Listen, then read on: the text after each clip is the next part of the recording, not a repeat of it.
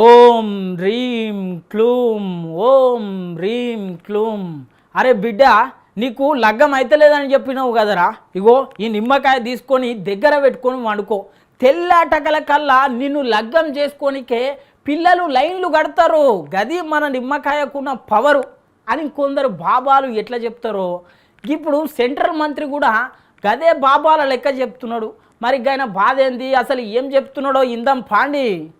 ఓర్ని కథ సల్లగుండా గిదెక్కడి చిత్రము. బయట చిటపట ఎండలు కొడుతున్నాయి కదా, ఇక చిటపట ఎండలు కొడుతుంటే చాలా మంది శత్తిర్లు పట్టుకొని నెత్తి మీద బట్టలు వేసుకొని తిరుగుతున్నారు. కానీ కేంద్ర మంత్రి సారు ఏం చెప్తున్నాడంటే గవన్నీ ఏం అక్కరలేదట. ఉల్లిగడ్డ చేతిలో పెట్టుకుంటే చాలట, ఇక పాయింట్ ఉన్నోళ్ళు జేబులో పెట్టుకుంటే చాలట.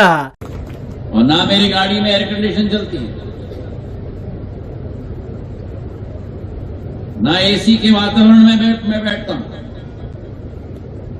और जब लोग मुझसे पूछते हैं कि मई जून के माह में भी 51 डिग्री की गर्मी में, मैं कहता हूं कि ये चंबल की चमड़ी है। और दूसरी बात बताऊं, मैं थोड़ा जवान दिखता हूं पर मेरी आत्मा बड़ी बूढ़ी है। पॉकेट में प्याज ले जाओ, कुछ नहीं होने वाला तुमको। आधुनिक युग में सभी डब्बे लेके घूम रहे हैं, संचार मंत्री प्याज लेके घूम रहे हैं।